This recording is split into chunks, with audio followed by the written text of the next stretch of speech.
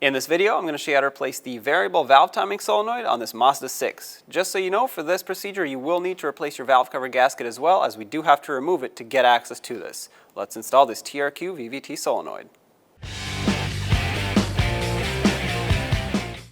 Lift up the engine cover, set it aside. Let's unplug all the ignition coils. Sometimes you need a pocket screwdriver to help you pry on the connectors.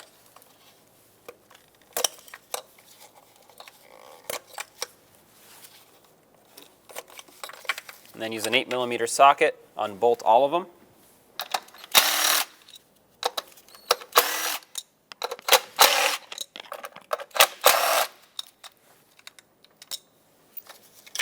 Now pop the ignition coils straight up and out. I like to keep them in the same order that they came out of so they go back into the same cylinder. You don't necessarily have to, it's just something I prefer doing.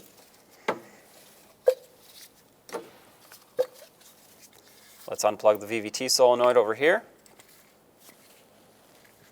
There we go. And then this harness that the VVT solenoid goes into, it's clipped into the valve cover here and here, so we'll have to pop it up to free it up so we can actually remove the valve cover. Use a trim tool or whatever you have available that'll pry this up, and in the back as well. Now you won't be able to really remove this wiring harness, but at least if it's freed up, you'll be able to shift it sideways however you need in order to slide the valve cover out when the time comes. Also, I'm going to remove the dipstick. It's going through the valve cover. I don't want to potentially break it, so I might as well take it out and set it aside now. Remove this breather hose off of the back of the valve cover. A lot of times these get stuck, so you have to kind of pry them off with something. Be careful that you don't break it though. Sometimes if you slide a pick underneath it, it'll get it unstuck off of the plastic. There we go. Put this aside. If you follow this hose all the way back here, there's a hose clamp. I'm going to remove the hose clamp so I can pull the hose out. It kind of runs across some of the bolts for the valve cover, so I prefer to just remove this hose. If you want to work around it, you can, but I find it easier to just pull it off of here.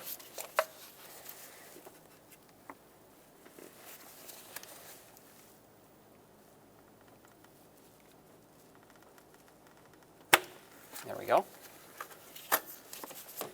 Over here we have a retainer that holds this hose on. If you pry it up with a pocket screwdriver, you'll be able to unclip it.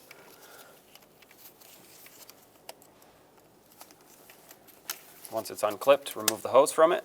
On the other end of it, remove the hose clamp. You don't have to do this, but once again, I prefer to just get it out of the way. Pry it up, remove the hose, set it aside. On this side of the valve cover, you'll see this bracketry that holds a bunch of different things here, and we actually have to remove it because it's covering the corner bolt of the valve cover.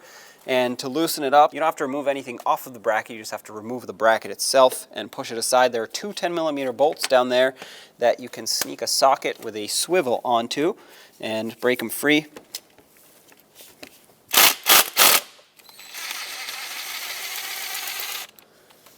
There's one.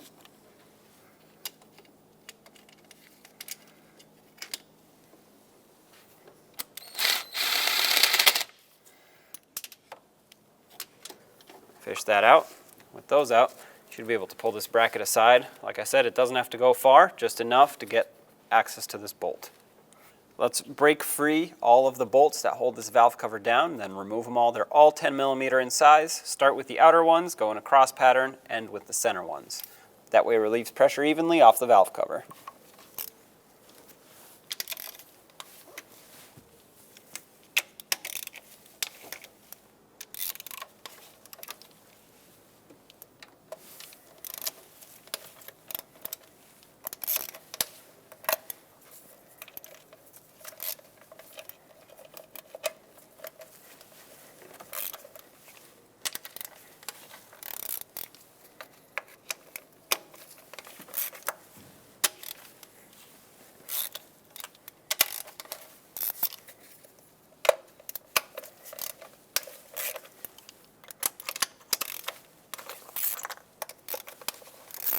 Now remove them all.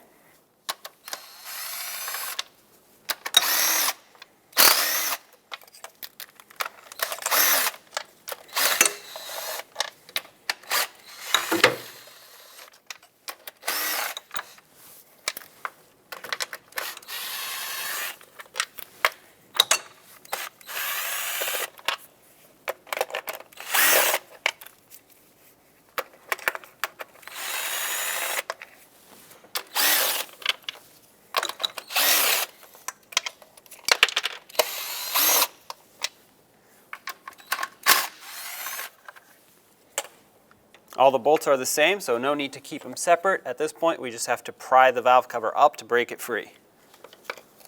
Careful of where you pry, you don't want to break anything. As long as it's all unbolted, it should come right up. Put this clip back in. There we go. I'm going to remove this plastic clip just so I can get a little bit more clearance. There we go.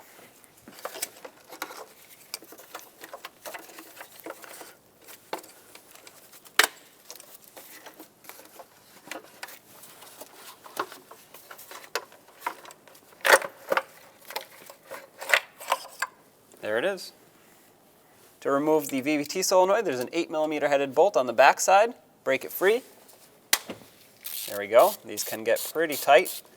And remove it all the way. Obviously, make sure you don't drop it in the engine. Grab onto it, remove it, pull it straight up, and there it is. Install the new VVT solenoid. Make sure it's lined up with that mounting hole. Put the bolt in. Make sure you don't drop it.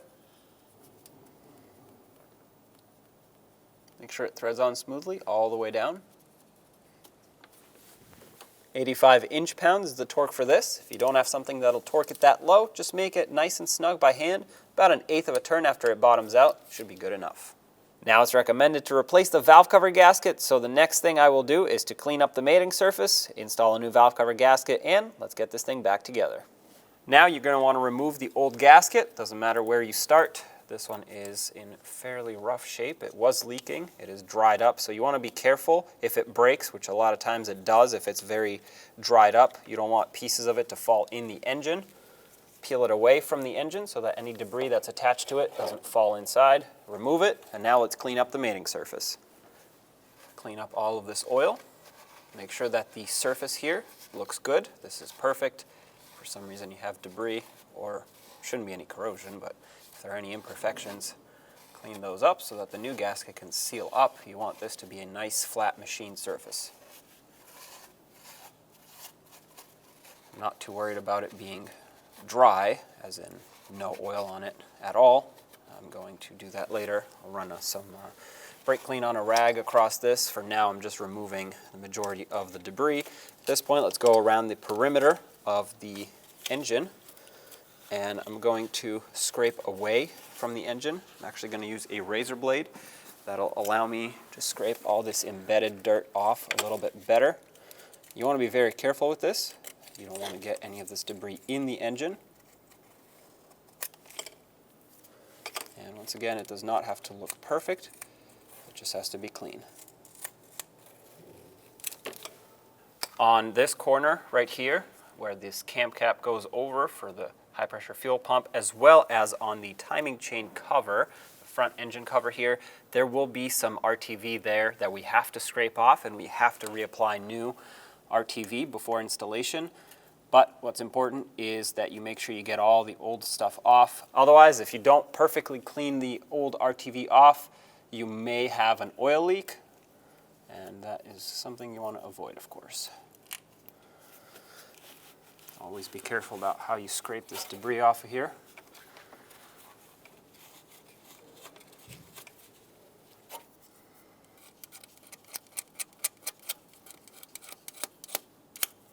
Now I have brake parts cleaner on a clean rag, and I'm going to go around and degrease the surface that the gasket will sit on, especially where we're going to put RTV. That's the most important part. If you're going to just degrease one area, do that. Otherwise, the RTV won't stick.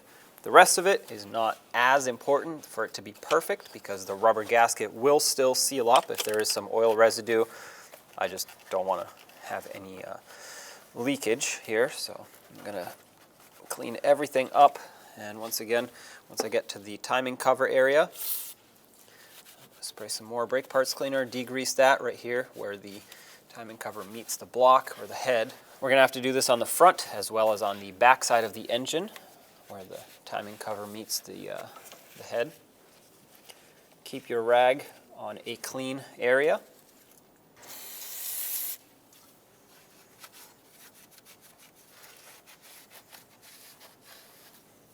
All right, gone around the whole perimeter. I'm just going to quickly degrease this area where the spark plug tube seals, or spark plug hole seals go.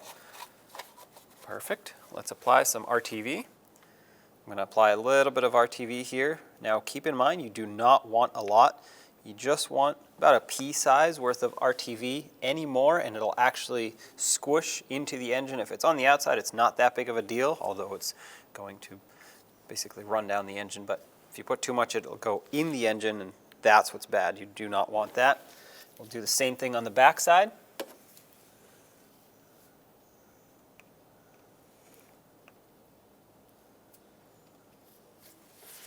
If it's not perfectly spread out from end to end, you can use a clean glove to do that. Once again, not a lot. Then we'll do the same near the high pressure fuel pump.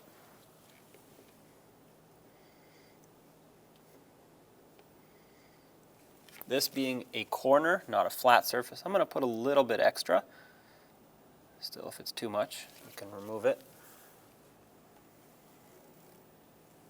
Now the gasket does follow the shape of the corner, so I'm not trying to completely fill it in, but that sharp edge is not sealable with just the gasket.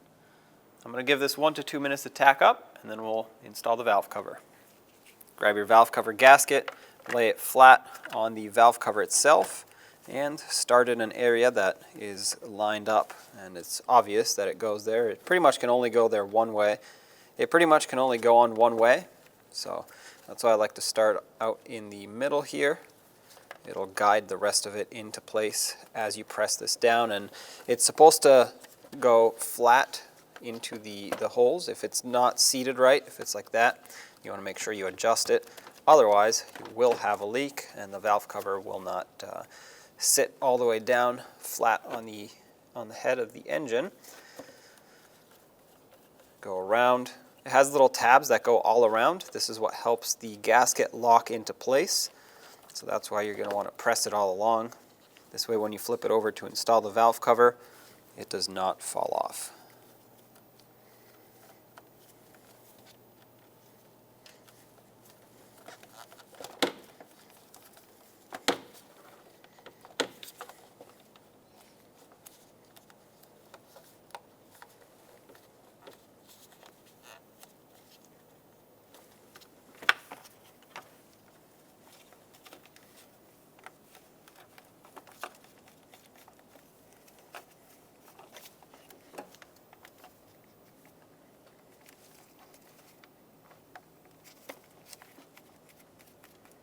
There we go, all the way around.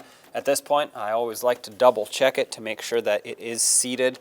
If it is not, and I pinch the gasket, once again, I can get an oil leak. Also, I'm ruining the gasket at that point, so I would need to source a new one. So I want to make sure it's all good, which it is. So let's flip it over and install it. Let's grab the valve cover gasket and carefully, slowly slide it back into position. Go.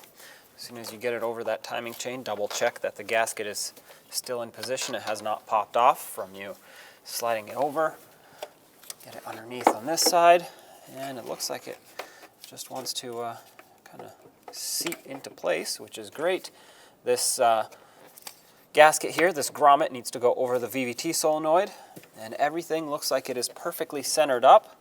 It's not moving much at all. So at this point, I can start in some of these bolts.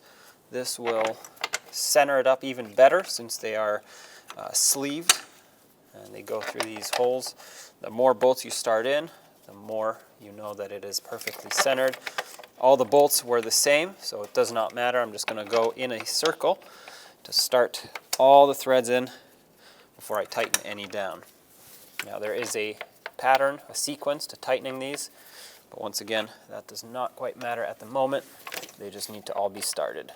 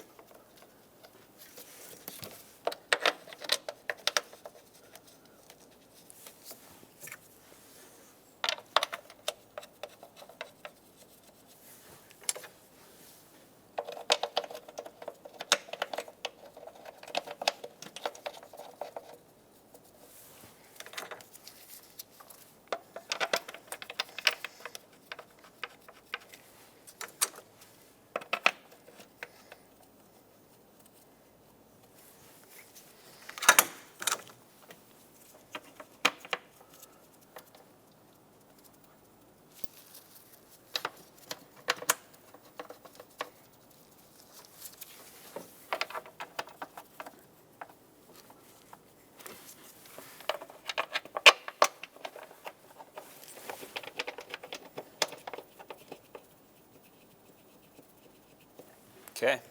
Now let's snug these up. I'm going to start in the center, and once again, I'm not torquing them. This is not the final tightening of the valve cover. I'm just getting them close so that the gasket can squish down on that RTV and basically seat itself into position.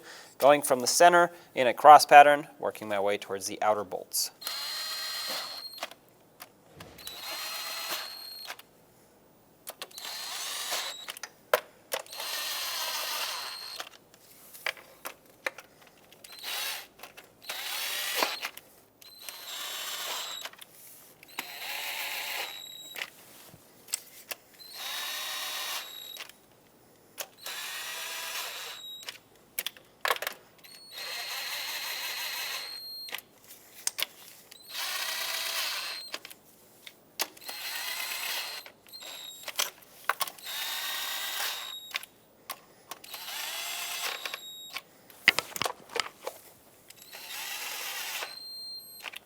Okay, now let's torque these to 60 inch-pounds, starting from the center, once again in a cross pattern, working my way towards the outer ones. And at the end, I will go over one more time because with these rubber gaskets, as soon as you squish them down, sometimes they get a little bit loose, so it's always a good idea to double check them. Having said that, let's tighten these down.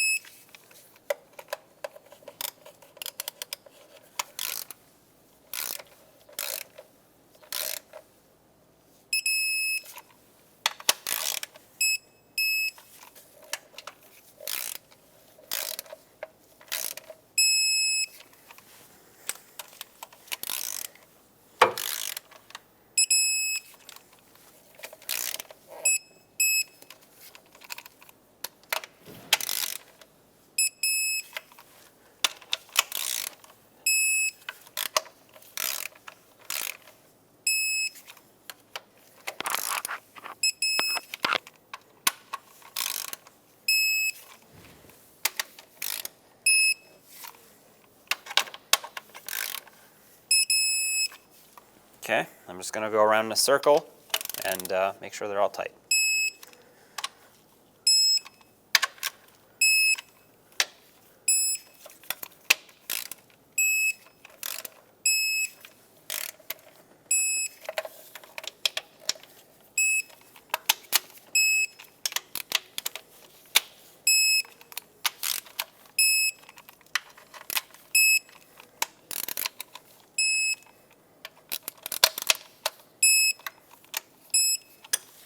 There we go. Now we have to reinstall this bracket here, or resecure it I should say, onto the engine because we removed it to get access to this bolt. This had the two 10mm bolts that were a little bit difficult to reach and to see. So what I'm going to do is stick my socket with a bolt in the socket back down and through the bracket. I can just barely see the mounting hole for it. As soon as I get this seated into the mounting hole, I can stick my extension with a swivel on it and try to very gently start this into its threads. There we go. I can guide the bolt in by moving this bracket around to kind of pull the end of the bolt into position. And then I'm going to tighten it. Now before I tighten this one fully, I will start the other one in as well. That way I can still move the bracket around, but I'm going to bring this in about halfway, so that's right about here. Pull my socket out, start the other one, and only then tighten them.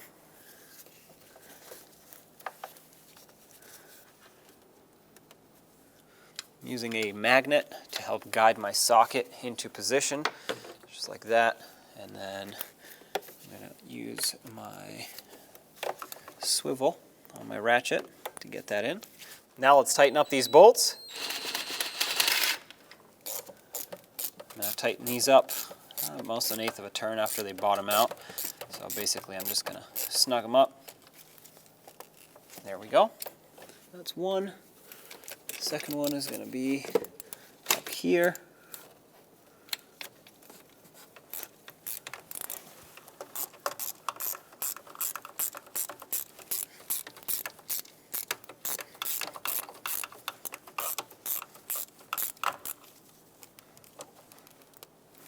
All right, get your tool out. There we go. Let's reinstall this hose, sneak it underneath this wiring harness, and make sure you line it up where it's supposed to go on both ends. Might as well connect it on this end first, since we're here. Push it down all the way. You're gonna have to pinch on this hose clamp, press it down all the way into position, let go of the hose clamp, slide it onto the fitting on the other side. Make sure it's fully seated before you put that hose clamp on. Speaking of, grab your pliers, pinch it, and slide this back over. There we go. Try to position it exactly how it was before. As you can see, the hose is molded to it, so it's the best way to get it to seal up again. And don't forget about this hose over here. Slide it over the valve cover and onto the air intake. Let's clip the wiring harness in from everywhere where it was disconnected. And then let's plug in the VVT solenoid. Make sure that connector clicks. Only thing we have left is to plug in the ignition coils, so let's drop those in.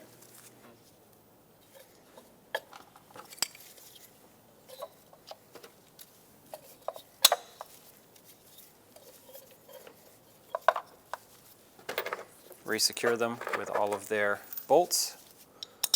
All the bolts are the same.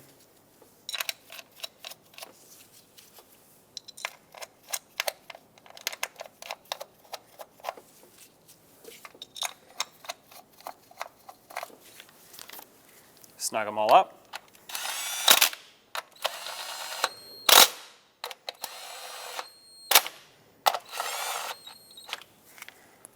Since I'm here, before I torque the bolts down, I'm going to plug these in. Make sure they all click.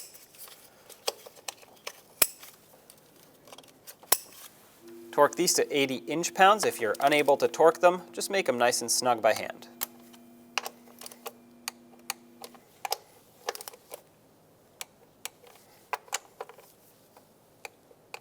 There we go. Reinstall the dipstick all the way down, and of course the engine cover. Line it up with the dipstick as well as the oil filler cap. And once it falls into its mounting points, there's two up front, one here and one there. Press it down, turn on the engine, make sure it runs smoothly, make sure you have no oil leaks, and there you have it. When only the best will do, demand TRQ. The only company that lets you view before you do. TRQ is committed to offering the highest quality aftermarket auto parts that are engineered for peace of mind. Thanks for using and viewing with TRQ.